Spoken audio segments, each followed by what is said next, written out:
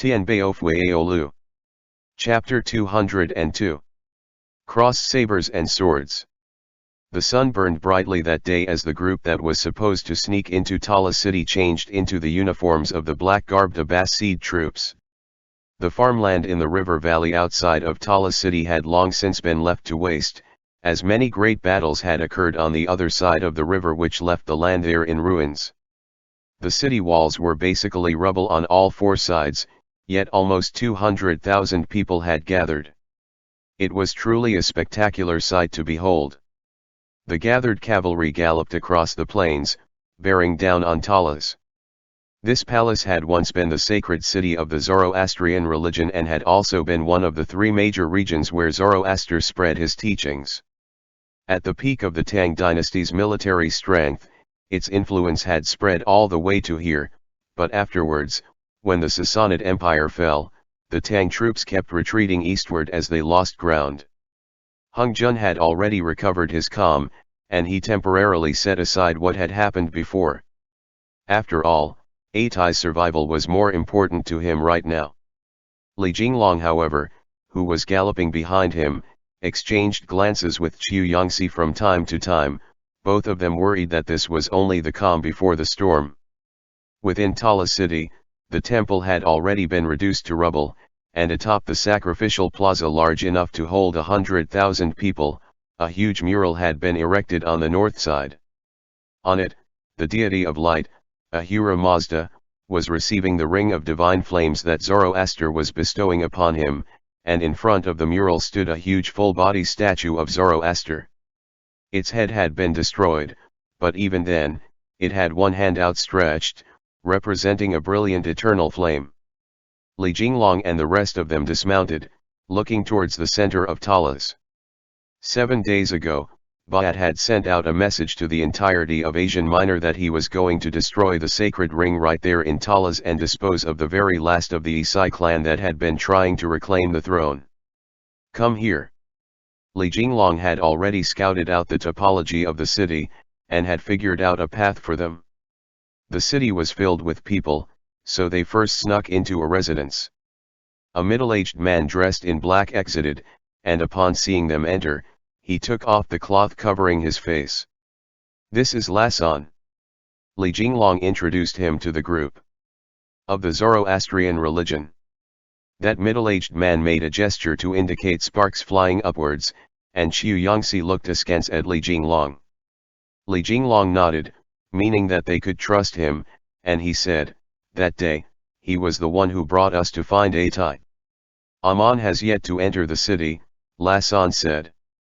He could speak the Han language, though his pronunciation was somewhat rusty. "Ba'at will reveal himself when the sun reaches the highest point in the sky." "Where is that comrade you speak of?" "This is him," Li Jinglong said, patting Hung Jun's shoulder. "You're in charge of slicing off Botha's arm with your throwing knives and undoing Atai's metal chains." Hung Jun hummed in agreement. Lasan continued, "We can hide ourselves now. Come with me." "What about the child?" Lasan asked, upon noticing Chen Feng. Chen Feng replied, "I'll go with them, I won't make a ruckus." "You're a good kid," Lasan chuckled, before handing Chen Feng a dagger. "So you can protect yourself." That dagger was longer than Chen Feng's forearm. Yu Zhou picked him up and tied the dagger in its leather sheath to his back, so that he could use it as a short sword. Lasan then led them out through the market, which was packed with residents. Every member of their group was wearing black clothes, and they looked very much like a group of guards that had come patrolling through. When they lined up in a single file line and swaggered along, no one asked them any questions. "I see him," Hung Jun murmured. Leaving the market behind and heading up the ruined stone path led them to the Talas Fire Temple and the plaza in front of it. In the middle of the plaza, Zoroaster stood, his left hand holding a scepter that was planted in the ground, while his right hand was held up in front of him. The scepter looked like a weathered, worn stone pillar, and Atai, his clothes torn, his hair covered in blood stains, was tied to it. His head was bowed, and they couldn't tell if he was dead or alive. In front of the altar, on the plaza, heads bobbed to and fro. The plaza was filled with residents who had come to witness the making of history. Go, Qiu Yangxi hurried him along. Don't linger. La San led them to a relatively private corner, before saying to Hung Jun, please come with me. La San moved to the side of the temple and tossed out a rope, which Hung Jun and Yuzhou, who was still carrying Chen Feng, used to climb up to the roof of the temple. When they arrived at a platform hidden away from prying eyes, everyone hid themselves in the shadows. From their hiding point, they could clearly see everything happening out on the plaza. The place where Atai was bound, in front of the altar, was right in the range of Hung Jun's knives. I originally wanted to leave this to Morajin, Li Jinglong said, but as I thought it over, I figured leaving this for you was safer. After all, Li Jinglong didn't know what weapon Bayat would bring. If it was not an ordinary artifact, Morajin's 7-nailed arrows would have a hard time. Furthermore, the chains that were binding Atai had sigils carved all over them, and if they didn't break with a single blow, it would be hard to control the situation afterwards. Is it too far? La San was evidently very nervous.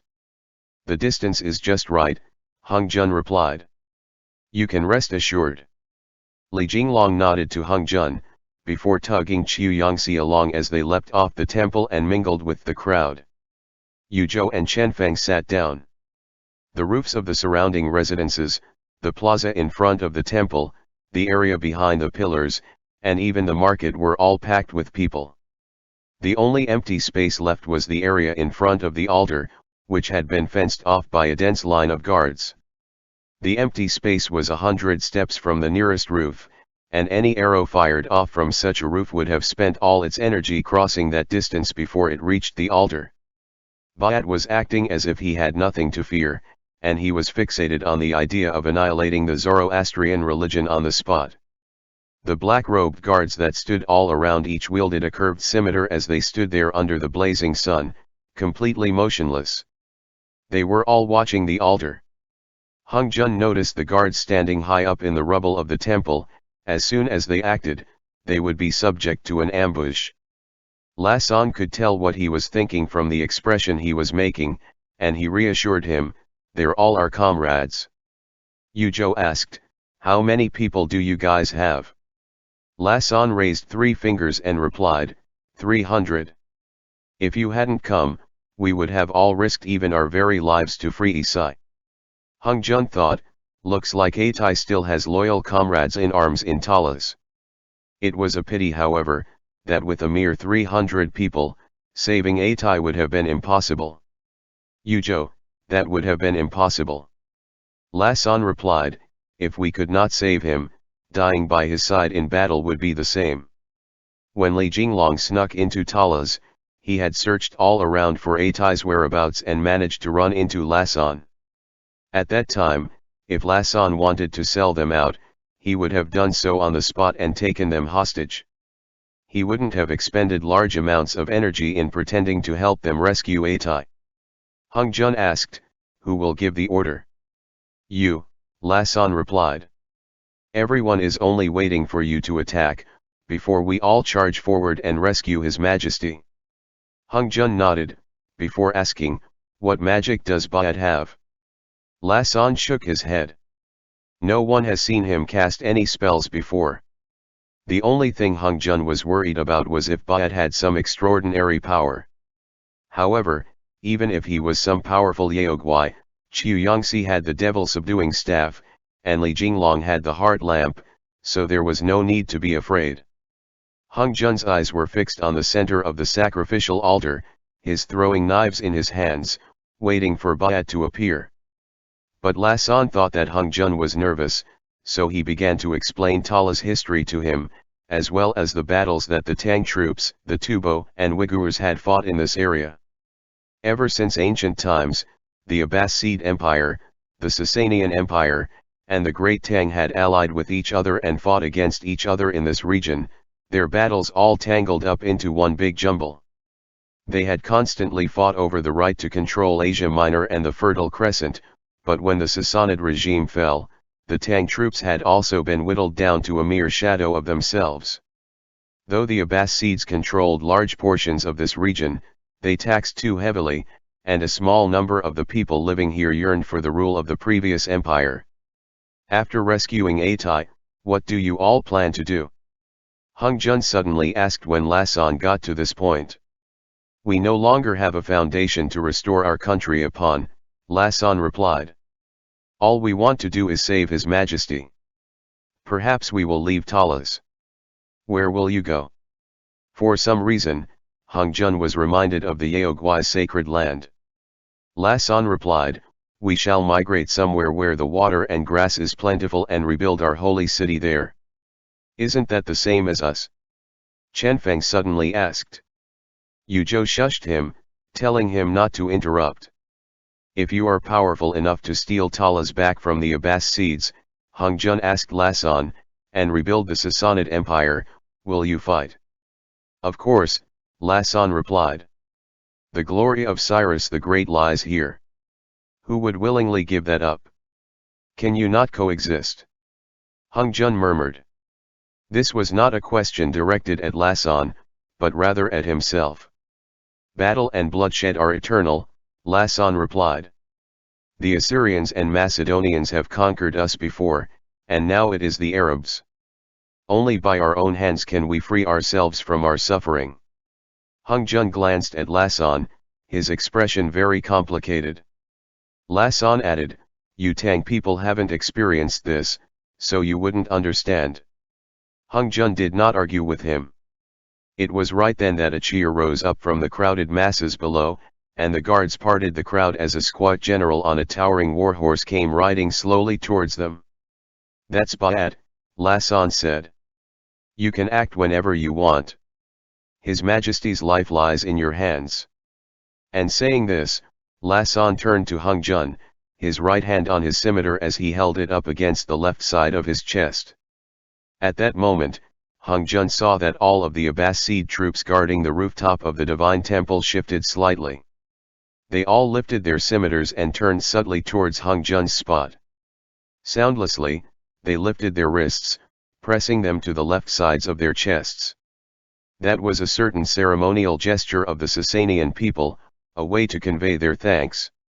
Hung Jun said solemnly, I understand. Atai was bound to the stone pillar, but when he heard the cheers he lifted his head slightly. Bayat parted the crowd, coming to a halt in front of the altar. He raised his voice and said something. He's saying, the Isai families. Hung Jun waved a hand, meaning Lasan didn't need to translate. He watched Atai silently. Suddenly, he felt as if he had seen a phantom, a different version of himself, who was bound to the pillar instead. Bayat's voice was unyielding and powerful, and the plaza fell silent. Almost 200,000 people stared at the center of the altar.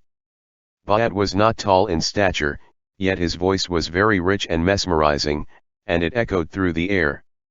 Evidently, he was listing the various crimes that the Isai family had committed. When Bayat finished, the crowd cheered again. Say, how much of that do you think is real, and how much is fake? Qiu Yangxi and Li Jinglong stood together, studying the crowd around them. We'll know very soon, Li Jinglong replied. Several guards moved forward. One servant lifted a platter with both hands, which had the sacred relic of Zoroastrianism, the divine flame ring, placed on it.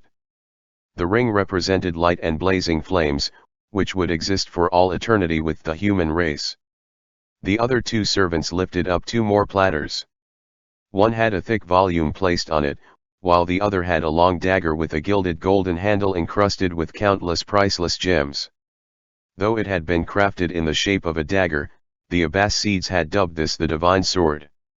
The scripture in one hand, sword in the other, as he went around spreading his teachings, saying had also come from these very objects. At that moment, everyone in the black swarm of people filling the courtyard held their breaths. It was so silent that you could hear a pin drop on the floor. The servants placed the divine flame ring in the center of the altar. Bayat first read the holy scriptures out loud, and everyone in the plaza knelt as Ba'at's voice rose and fell. Atai slowly lifted his head, his blood-stained face looking towards the altar. "I think," Hung Jun spoke quietly into the silence. Lasan whipped his head around, looking at Hung Jun. Hung Jun pulled out the throwing knives with his right hand, putting them together to form the glaive as he continued quietly, "No matter who is uniting this piece of land. All lives are equal," Hung Jun said, shutting his eyes. "The only thing they desire is to have no more bloodshed and no more sorrow." Ba'at let out a loud shout and swung the divine sword down. Hung Jun then swept the glaive across in a handsome arc. The chi of the glaive shot out at a sharp angle, first slicing through the pillar behind Atai, before then slicing through his chains at the same time. It continued forward, whooshing across the altar as it shot towards Ba'at. At the same time that the chains had broken, Ba'at seemed to have sensed the threat to his life coming his way, and he instinctively brought his blade up to parry. The immortal slaying glaive collided with the divine sword with a clang, which thundered through the sky. The blade chi had actually been blocked. This was a historically unprecedented showdown between powerful artifacts of the central lands and the western regions.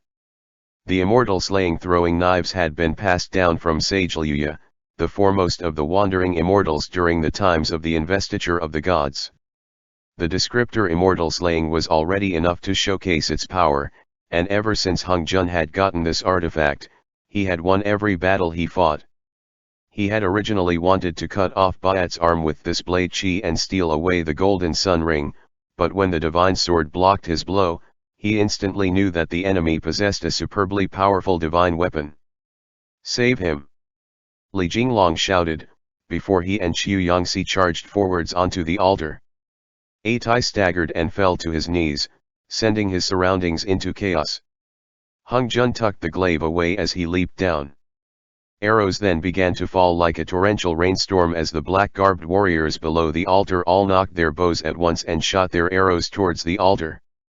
With a loud shout, Hung Jun expanded the pentacolor sacred light, blocking the sharp arrows that came flying at them. Yu Zhou handed Chen Feng to Lasan, saying, "I'm leaving him to you, take him away." He then also leapt off the roof.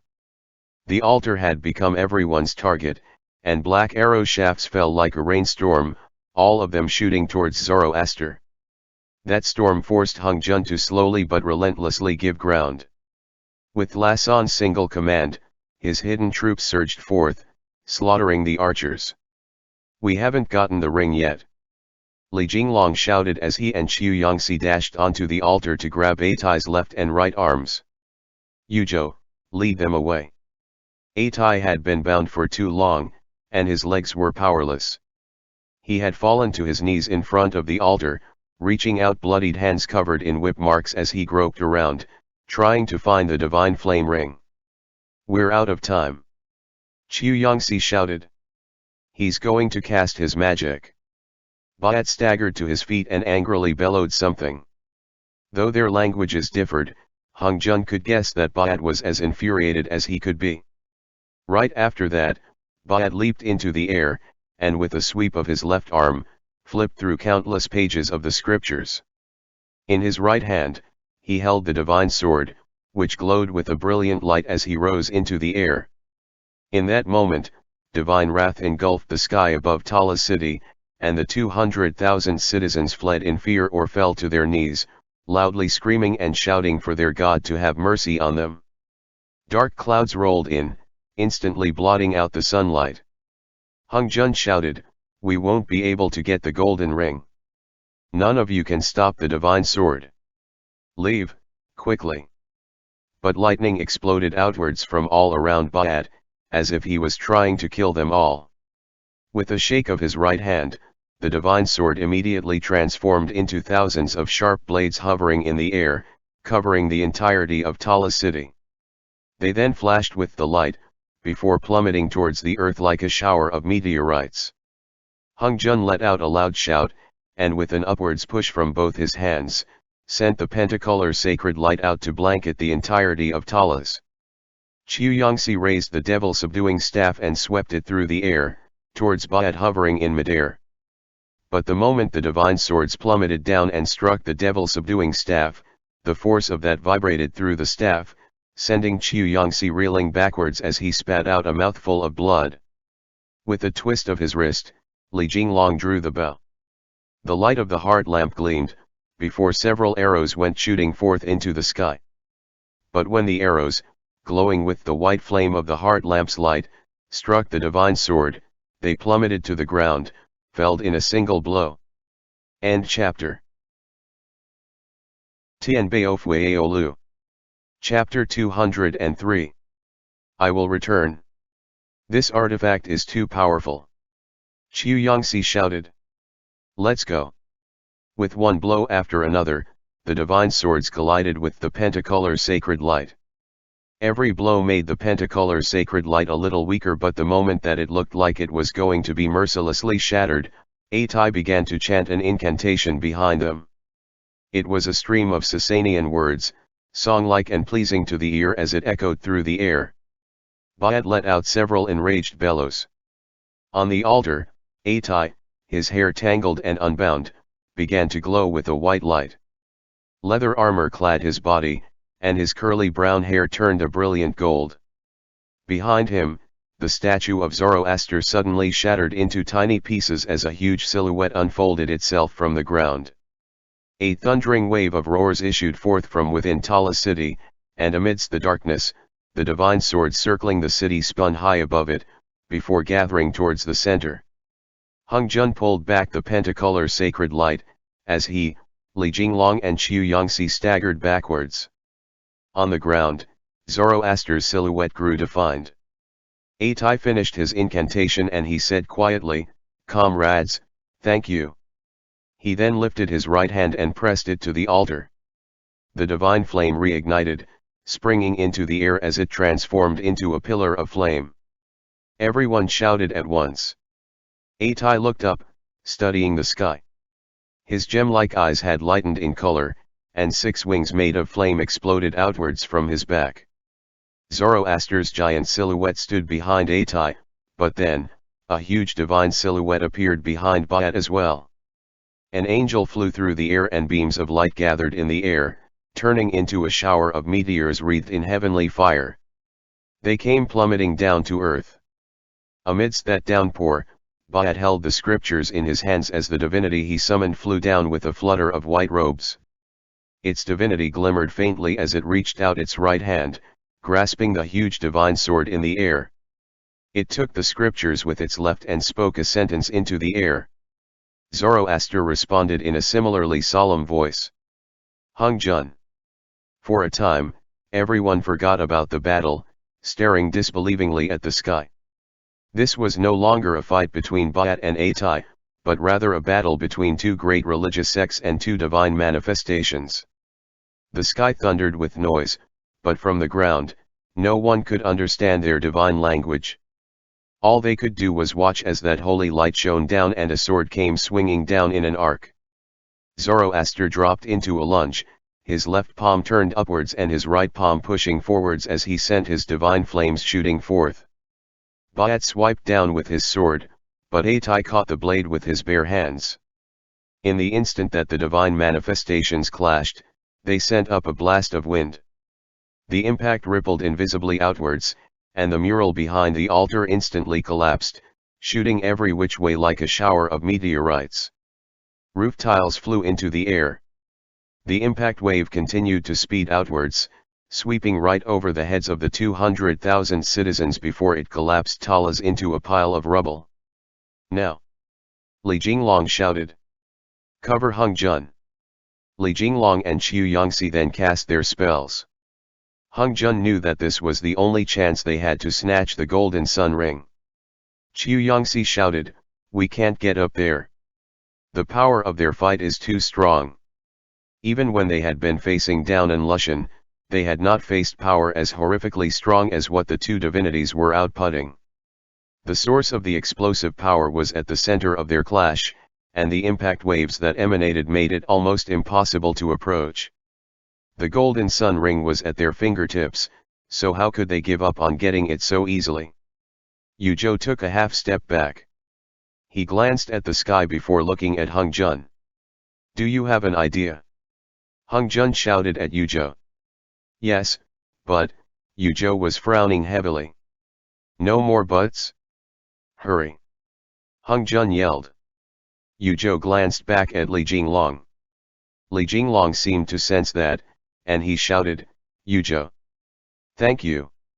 Finally, Yu Zhou made his decision and he grabbed one of Hung Jun's hands as he flew both of them into the air. They sped towards where the divine sword and the divine flame were clashing. As they did, Hung Jun saw a blinding flash, and a huge, dragon-like silhouette passed in front of him. Qiu Yangxi and Li Jinglong froze, even forgetting to cast their spells. Qiu Yangxi, this. There was a huge boom, and amidst the clashing spells, silver scales glowed with a bright light. A fish, almost 3 zhang long, shot into the haze of spells, and Hung Jun suddenly found himself riding on the back of a fish as they shot into the hazy ball of spells. Yu Zhou said something in the midst of that blinding glow, but it was covered up by the sound of explosions. Hung Jun then found himself in front of Baiat. Baiat's eyes went wide, but before he could react, Hung Jun struck. The glaive appeared in his hands and slashed down between his arms, cutting off the entire upper half of his left arm. Baiat let out an infuriated shout, and fresh blood spurted through the air. The golden sun ring went flying, plummeting towards the ground, and Hung Jun turned in midair, swiftly grabbing the golden ring. Baiat immediately grabbed his right hand tightly with his left. But in doing so, he lost control of the divine sword, and the divinity vanished. This fluctuation sent up a wave of divine flames that swept across the ground, forming a wall that came crashing down towards him, sending Baiat flying out backwards. Hung Jun had just grabbed the golden sun ring when the divine flames swept towards him as well. Yu Zhou had already transformed back into a human, and he dashed to Hung Jun, picking him up and flying towards the altar. The divine flames vanished, but Zoroaster did not. Atai, still clad in his armor and the glow of the flames, looked like the god of light and flame standing tall in this darkness. The black clouds dispersed and the sun shone down once again on Talas, ruined by the torrential wind caused by the divinities as it was. Atai opened his mouth and said a sentence in Sasanian, but his voice seemed to come out of the manifestation of Zoroaster standing behind him. The holy city was deathly silent, and all the citizens were kneeling on the ground. Atai then said something else. When Hung Jun landed, he and Li Jinglong glanced at each other, both of their gazes filled with stunned amazement. Many of the guards were covered in blood, but they filed out in formation, coming to a stop in front of the altar, where they put their hands together in the shape of a dancing flame that they held to their chests. Atai then spoke his third sentence, which sent a flurry of murmurs through the crowd. What did he say? Hung Jun murmured. Zoroaster then vanished, and the divine flame on the altar went out. Ashes flew into the air and the rings on Atai's fingers flashed before he shut his eyes and passed out. We have to go, Qiu Yangxi immediately decided. We've gotten all we're supposed to. Leave now, while we have the chance. Li Jinglong immediately led the group in breaking through the people surrounding them, but breaking through wasn't necessary. Talas was only so big, who dared to stop them now? Lassan had prepared ahead of time and he had them swiftly mount the horses. Many black-garbed soldiers followed behind them as the group galloped along, swiftly taking advantage of this temporarily calm to leave Tala city. It began to rain. Hung Jun looked up at the sky. The raindrops falling over the valley were as large as soybeans, and they filled the air around them. In just a short while, water had begun to run over the ground. Where are we going now? Hung Jun turned back to ask. To where we agreed to meet. Qiu Yangxi said. We're almost there. Hung Jun and Li Jinglong exchanged a glance, and Li Jinglong gave him a thumbs up, indicating that he had done a good job. Lassan and the rest of them were dragging a cart along as they followed behind. Atai lay on the cart and the rain poured down over his starved body. Qiu Yangxi, who had been injured, was in charge of going with the cart to look after Atai and prevent anything else bad from happening. Their meeting location was a dry riverbed, but after the rain began to fall, water had begun to collect. When they arrived, a bloody battle had just concluded and Aman, with his hands and feet bound, had been placed in the middle of the riverbed. The rain was washing away the blood from the fresh corpses littering the ground. Ashanakayan was holding a scimitar as he stood in front of Aman, his black clothes plastered to his body. The soldiers guarding his back, all garbed similarly in the black robes of the Abbasid troops, all took off their black outer robes, revealing the orange-red, single-shouldered uniforms of Zoroastrian warriors. There were about 100 people under Ashanakayan's command, and they were currently scattered throughout the valley, quietly watching Ashanakayan carry out Aman's punishment. When Li Jinglong and the rest arrived, they did not approach. Instead, they stood far away on the riverbed, completely drenched as they watched the proceedings in the center of the riverbed. Lasan untied the cover of the carriage. Himself and the Zoroastrian warriors dragged the cart down into the riverbed. They all took off their black outer robes, revealing what they were wearing on the inside. The soldiers' martial robes were plastered to their bodies because of the rain, revealing the muscles of their bodies. Bloody water covered the ground. Atai was still unconscious, but the golden sun ring had been placed on his chest, and he was wearing his rings on his fingers. Ashanakayan lifted his scimitar and shouted something. The warriors all wiped away the rainwater on their faces, letting out cries of sorrow. They made the dancing flame gesture at their chests with their hands, all kneeling with one knee to the ground. Ashanakayan glanced towards Aman, who lifted his head and looked quietly back at him. Li Jinglong stood above the riverbed, and he reached out a hand to hold Hung Jun's firmly. He then spread Hung Jun's fingers apart with his own, lacing their fingers together. The two of them exchanged a glance, before Hung Jun leaned up against Li Jinglong's chest. With a sob in his voice, Ashanakayan said something and the warriors all shouted at the same time. Evidently, they were sentencing Aman. Morajin wrapped one arm around Lu Su's waist as he quietly watched this all. None of them spoke. The torrential rain filled the air and a flash of lightning suddenly split open the heavens. Hung Jun couldn't help the shocked exclamation he let out at that. Calling it a lightning flash was not quite accurate either. It would be more accurately described as a huge pillar of fire that descended from the sky, instantly charring Aman's form. And Aman stayed in that kneeling position, remaining exactly as he was in that riverbed. Ashanakayan put away his scimitar and the rest of the Sassanid troops rose, gathering around him. He walked to the cart, leading the remainder of the Sassanid warriors to kneel in front of it and swear their loyalty to the unconscious Atai. After that, he informed them that they could leave, and Li Jinglong then gave the order to gather together and set off. Along the way, no one spoke a single word, their thoughts weighing heavily upon them. Even Li Jinglong could never have imagined that Atai's quest to restore his country would have ended in such a way. Whether such an end indicated success or defeat was also something that no one could determine. The rain fell more and more heavily. When they arrived in Barzan, the exorcists were tired beyond belief. Ashanakayan suggested that they should temporarily take up residence in the temple, and Li Jinglong agreed. Everyone then headed up the mountain road, stopping at the ruined temple to rest for the time being.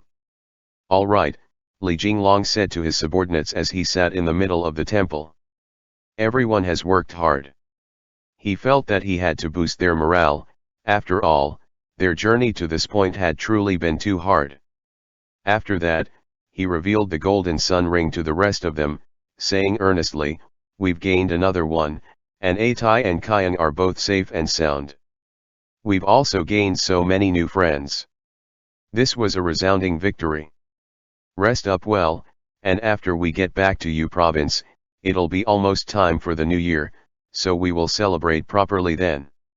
According to how the exorcism department operated, after every bitter battle they fought, they would hold a simple celebration. Though they had been rushing along on this trip to Talas and everyone was very tired from being beaten up, This was the first proper victorious battle they had all fought in ever since Chang'an. The exorcists all began to chuckle at that, and they each found a place to settle down for the night. The caravan merchants delivered food and water, and they also sold them several sheep that they then slaughtered and handed over to the Zoroastrian warriors. Barzan was relatively far from the center of Islam, Baghdad, and thus the religion hadn't spread very far.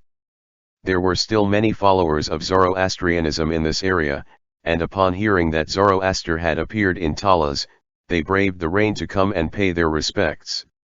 At the same time, they also brought with them offerings.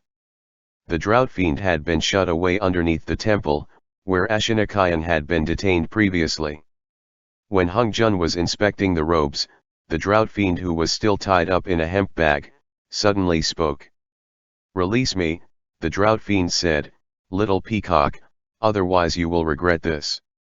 Hung Jun stopped in his movements and focused on that bag. "Sleep," Hung Jun replied.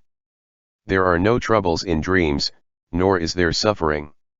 "I have never truly slept," the drought fiend replied darkly. "Do you know what that human lover of yours is planning?" Hung Jun began to frown. The drought fiend continued. "Yuan Kun betrayed you, so what is stopping that human from wanting to betray Yuan Kun in kind? He has long since figured out the twists and turns in this scheme. If I've guessed correctly, then the exorcists will attempt to get rid of Qing Xiang next." Hung Jun replied, "I won't let him do that." The drought fiend let out an odd laugh, before finally saying, "You'd best figure out soon whether you are human or Yao." "I am neither," Hung Jun replied. "I am simply myself. I do not belong to the humans, nor do I belong with the Yao." "So," the drought fiend asked meaningfully, "which side will you assist? From how things stand, it looks like you are still helping your human lover."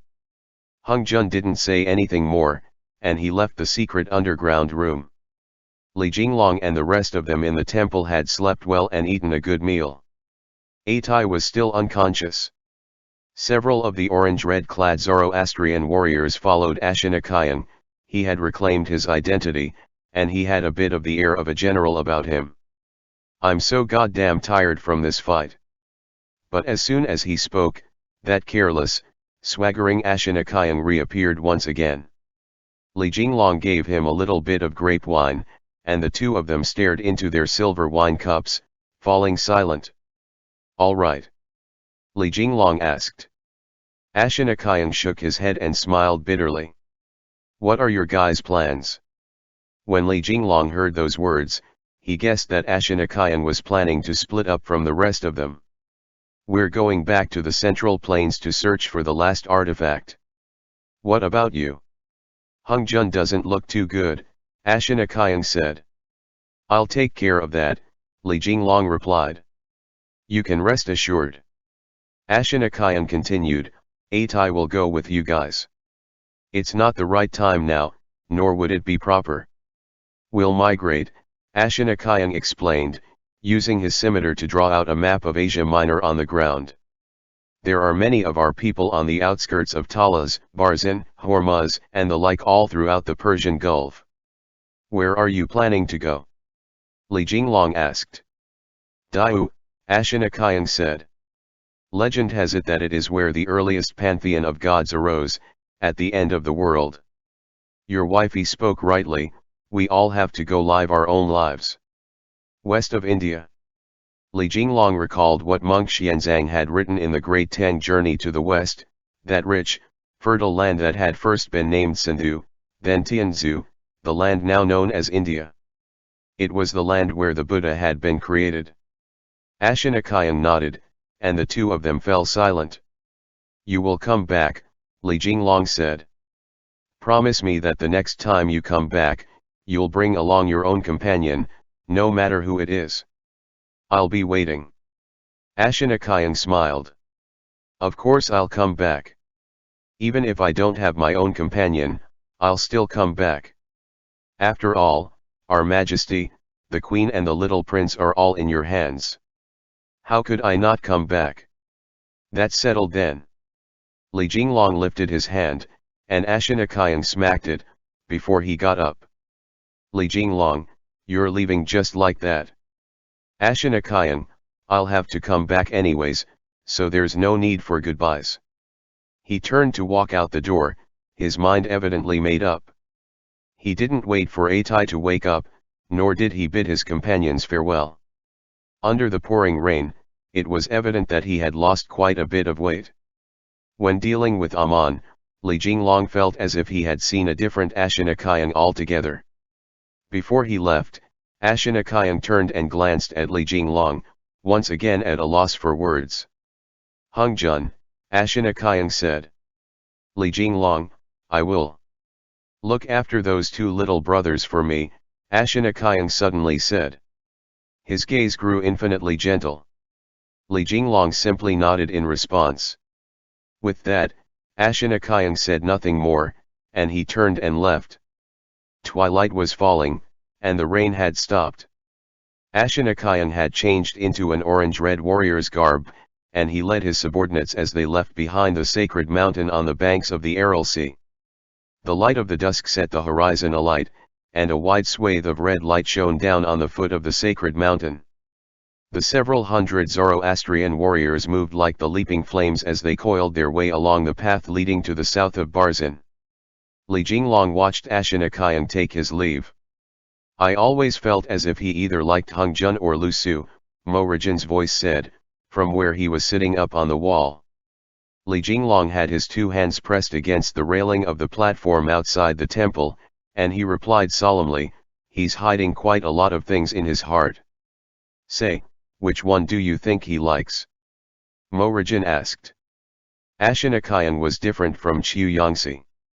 Chu Yongsi treated Hung Jun and Lu Su like a true older brother would, and even his jokes were impossibly warm. When Ashinakayang teased Lu Su and Hung Jun, he always liked to glance at them a few more times with a flirtatious gaze. How could Li Jinglong and Mo Rijan not have seen through him? I feel like he likes both of them, Li Jinglong said. He likes Hung Jun's purity and he also likes little Lu's dourness. It's a pity, however, that fate wasn't on his side. Mo Rijan shook his head, his expression very complicated. It wasn't clear if he was rejoicing or if he was feeling jealous. End chapter.